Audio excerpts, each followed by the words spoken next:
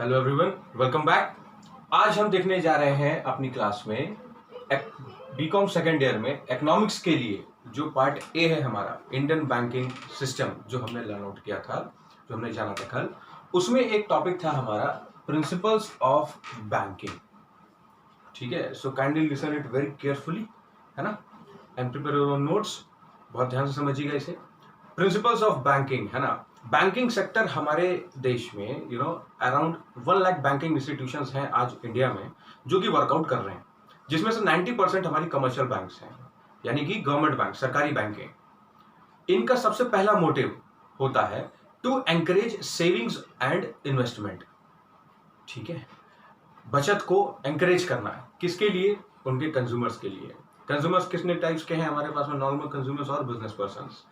ठीक है, इसे अगर हम दूसरी भाषा में हिंदी में कहना चाहें तो व्यावसायिक एवं प्रौद्योगिक प्रगति के लिए, है ना, व्यावसायिक एवं प्रौद्योगिक प्रगति के लिए हमें वित्तीय सहायता की आवश्यकता पड़ती है, फाइनेंशियल हेल्प की जरूरत पड़ती है, जिसके लिए हमें किस पर निर्भर होना पड़ता है? वित्तीय सहायता के लिए हम डिपेंडेंट हो जाते हैं बैंक्स के ऊपर।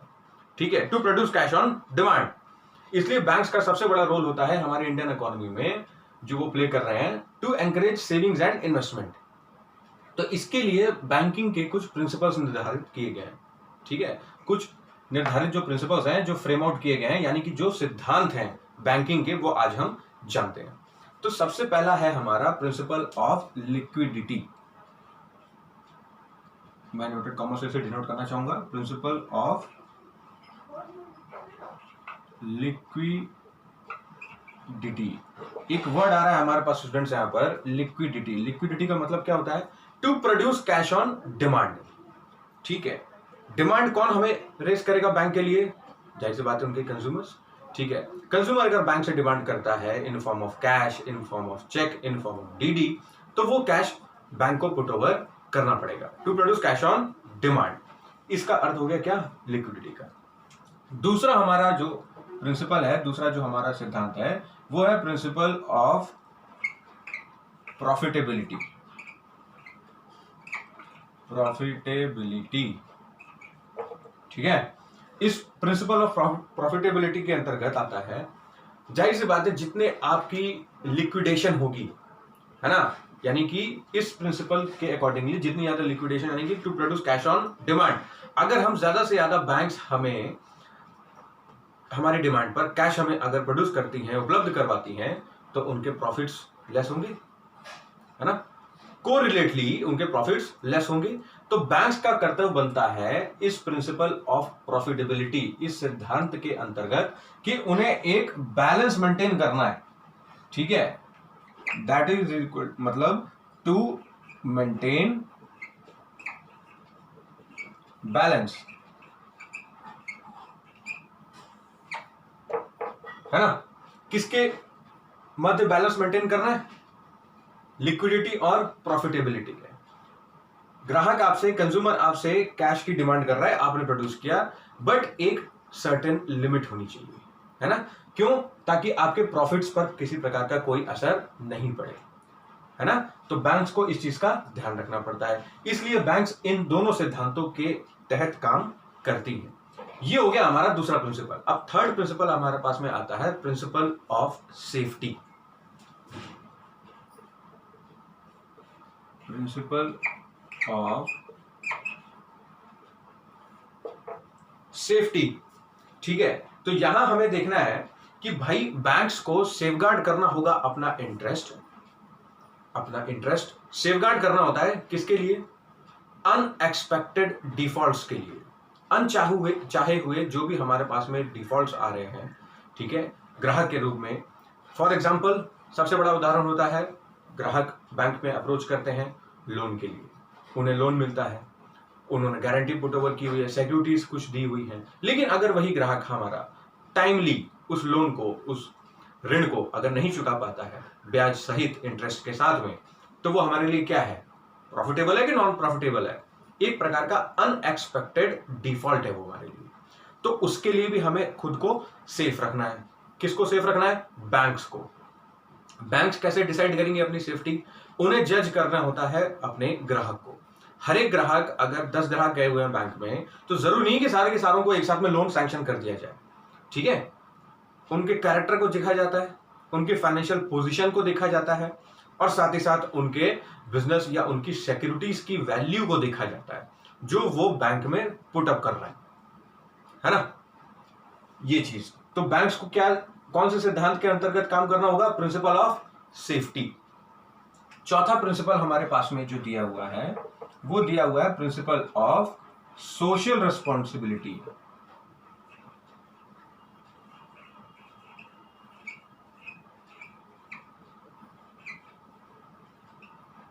Principle of social responsibility.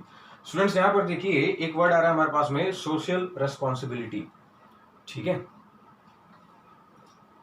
एक बहुत ही कॉर्पोरेट वर्ल्ड में बहुत ही कॉमनली यूज किया हुआ आज के इस न्यू एरा में, मॉडर्न एज में जो यूज किया जाता है एमएनसीज के लिए मैक्सिमम। एमएनसीज का अर्थ क्या होता है? Multinational companies.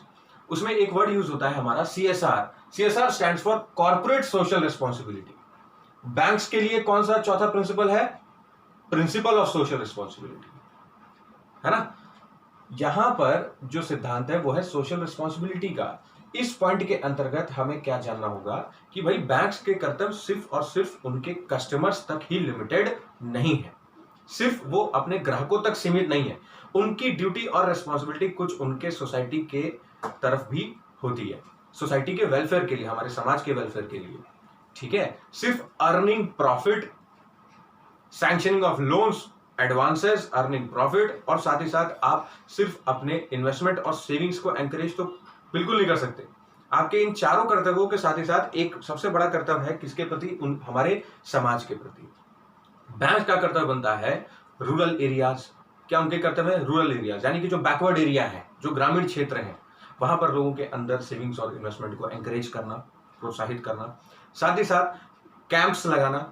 ठीक है, लोगों को अवगत करवाना उनकी बैंक के प्रति कर्तव्यों को, है ना। और बहुत सारी ऐसी सोसाइटल चीजें होती हैं जिनमें बैंक्स अपना रोल अदा करती हैं, लेकिन किसकी परमिशन से?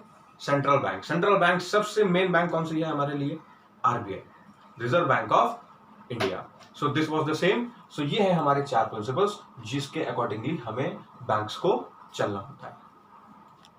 सो स्टूडेंट्स, अब हमारे पास में आता है हमारा next topic banking and insurance के पार्ट में, क्रिएशन ऑफ मनी। ठीक है, मुद्रा का विकास या मुद्रा को कैसे बनाया जाता है ना। क्रिएशन ऑफ मनी, बैंक्स का रोल मनी को क्रिएट करने में क्या है? सो मनी जो क्रिएट होता है हमारे बैंक में, देखिए आज के मॉडर्न एरा में वैसे तो paper currency is known as money, है ना, बट स्टिल आज हमारे बैंकिंग में फाइनेंशियल ट्रांजैक्शंस को, है ना, वित्तीय ट्रांजैक्शंस को और सुविधाजनक यानी कि और कन्वीनियंट बनाने के लिए हमने चेक्स, ड्राफ्ट्स और बहुत सारे हमारे पास में नेगोशिएबल इंस्ट्रूमेंट्स हैं। For example bill of exchange. Financial transactions को और कन्वीनियंट बनाने के लिए, सुविधाजनक बनाने के लिए हमने चेक्स, ड्राफ्ट्स और बहुत सारे प्रकार के नेगोशिएबल इंस्ट्रूमेंट्स का भी हम यूसेज करते हैं। लेकिन बैंक्स कैसे मनी को क्रिएट करती हैं, आज हमें ये जानना है। सो बेसिकली हमारे पास में यहाँ पर दो फॉर्म्स हैं। ठीक है, there are basically two forms for the creation of money by banks. सबसे पहला जो फॉर्म है वो हमारे पास में है कि भाई issuing notes, coins and gold. ठीक है, सबसे पहले बैंक्स मनी को कैसे क्रिएट कर सकती हैं? जो बेसिकली है वो है हमारा issuing notes, coins and gold. ठीक है, नोट्स हमारे पास में 10, 20, 50, 100, 200, 2000, 500 बहुत सारे नोट्स हैं। उनका मैन्युफैक्चरिंग कौन करवाता है? Reserve bank of India. दूसरे हमारे पास में क्या है? कॉइन्स यानी कि सिक्के। और तीसरा है हमारे पास में गोल्ड। 115 करोड़ रुपीस की वैल्यू का गोल्ड आरबीआई हमेशा मैन्युफैक्चर करवाती है, हमेशा मैन्युफैक्चर करवाती है। कौन से बेसिस पर? ईयरली बेसिस पर। ठीक है, ये हो गया हमारा सबसे पहला फॉर्म। जो दूसरा फॉर्म हमें दिया हुआ है वो फॉर्म है हमारा बाई क्रेडिट क्रिएशन, ठीक है, बाय क्रेडिट क्रिएशन, है ना। यहां पर स्टूडेंट्स जो हमें दिया हुआ है वो है हमारा क्रेडिट क्रिएशन का फॉर्म। क्रेडिट क्रिएशन यानी कि क्रेडिट यानी कि उधार, क्रेडिट क्रिएशन, है ना। बैंक्स क्रेडिट कैसे क्रिएट करती हैं? लोन्स और एडवांसेस के फॉर्म में। तो सबसे पहला इसमें हमारे पास में आते हैं दो parts, primary deposits, primary deposits, और सेकेंडरी है हमारे पास में डिराइव्ड डिपॉजिट्स। प्राइमरी डिपॉजिट्स और डिराइव्ड डिपॉजिट्स। क्रेडिट क्रिएशन में पहला पॉइंट है हमारे पास में प्राइमरी डिपॉजिट। प्राइमरी डिपॉजिट्स मतलब कि बैंक्स एनकरेज करती हैं लोगों के अंदर सेविंग्स और इन्वेस्टमेंट प्लस साथ ही साथ लोन सैंक्शनिंग के बहुत सारे फॉर्म्स कि भाई हमारे यहाँ बैंक लोन सस्ता है, ठीक है, होम लोन सस्ता है, कार लोन सस्ता है, एजुकेशन लोन सस्ता है, बहुत सारे प्रकार के लोन सस्ते हैं। क्यों, कैसे सस्ते हो जाते हैं लोन? कि भाई उन्होंने इंटरेस्ट रेट जो ब्याज दर है उसे कम कर दिया, जहां 9% लगता है वहां उन्होंने 8.5% कर दिया, ठीक है। तो ये वो क्या कर रहे हैं, ग्राहकों के अंदर एक इच्छा जागृत कर रहे हैं कि भाई वो आए और ज्यादा से ज्यादा लोन उनसे लें। इसी क्रेडिट क्रिएशन का जो दूसरा पार्ट है इसे मैं हाईलाइट करना चाहूंगा पार्ट ए से, और इसे अपन करते हैं पार्ट बी से। इसमें हमारा जो पार्ट बी है वो है हमारा डिराइव्ड डिपॉजिट्स। डिराइव्ड डिपॉजिट्स होते हैं हमेशा कहलाते हैं fresh deposit. Fresh deposit in the sense जिन कस्टमर्स ने हमसे लोन लिया हो वो रिपे करने आएंगे, और जब वो रिपे करने आएंगे तो विद इंटरेस्ट उन्हें रिपे करना है, तो वो अमाउंट बैंक के लिए हमेशा फ्रेश है, ठीक है। वो हमेशा इंटरेस्ट के साथ में जुड़ करके वो उनके लिए एक फ्रेश डिपॉजिट कहलाता है, जिसे हम फाइनेंशियल लैंग्वेज में, बैंकिंग की लैंग्वेज में क्या कहते हैं? डिराइव्ड डिपॉजिट, ठीक है। तो यहां पर स्टूडेंट्स हम देखते हैं creation of money. Creation of money में क्या है हमारे पास? बैंक कैसे मनी क्रिएट कर रहे हैं? दो फॉर्म्स में, एक इशूइंग नोट्स, दूसरा है कॉइन्स, और तीसरा है हमारे पास में गोल्ड। दूसरा हमारा फॉर्म क्या है? By credit creation. Credit creation में हमारे पास पहला आता है हमारे लिए प्राइमरी डिपॉजिट्स, और दूसरा हमारे पास में आता है डिराइव्ड डिपॉजिट्स, ठीक है। प्राइमरी डिपॉजिट में क्या है? टू एनकरेज सेविंग, इन्वेस्टमेंट और लोन्स, है ना। और दूसरा हमारा पार्ट इसमें क्या जाएगा? Derived deposit. यही लोन जो कस्टमर्स ने अभी बैंक से ऑब्टेन किया हुआ है, जो पाया है, जो ऋण पाया है, उसी ऋण को ब्याज के साथ लोन को विद इंटरेस्ट बैंक के पास में वो रिपे करते हैं, और जब वो रिपे करते हैं तो वो पैसा बैंक के लिए क्या है? A kind of fresh deposit. Financial language में, बैंकिंग की लैंग्वेज में हम उसे जानते हैं डिराइव्ड डिपॉजिट्स के नाम से, ठीक है। सो this was the class of hours on banking and insurance.